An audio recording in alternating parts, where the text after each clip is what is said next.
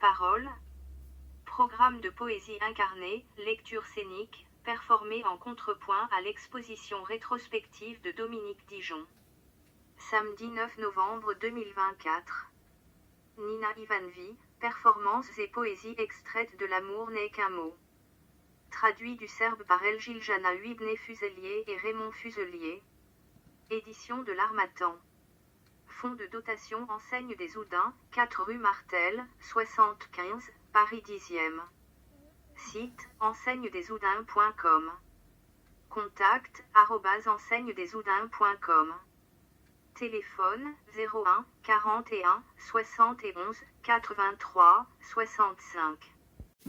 L'artiste était là, tout à son bonheur, éblouissant dans l'éclat éphémère d'une galerie éblouissante, engagé, intransigeant, qui n'était pas à vendre et n'était pas vendu. Le galeriste nerveux et impatient pour paraître généreux s'est mis à aboyer, à montrer les dents et sa bienveillance. Il a dit être là pour aider en anonyme.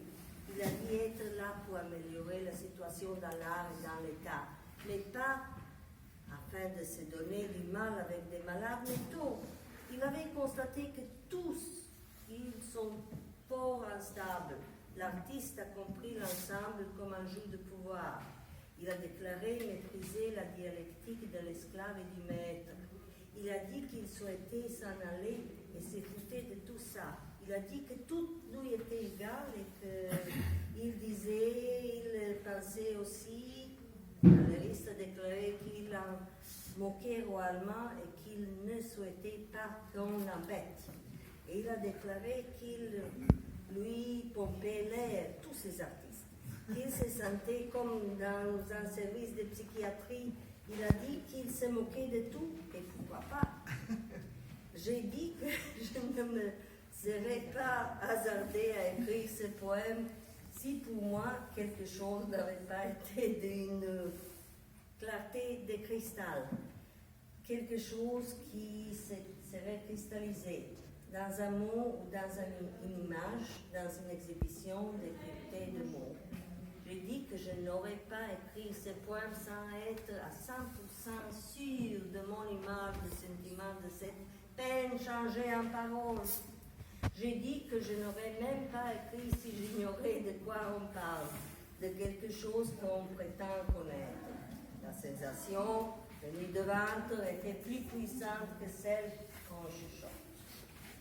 Les rimes ne se laissent pas du tout toucher par moi, les sonorités n'étaient pas convaincantes, les images s'étaient tordues, elles, échappées à la pression. Tout ceci était privé de sens, privé d'espoir, privé de secours et privé de raison, mais de l'essence même de tout cela émergeait plus fort que tout, se privé de.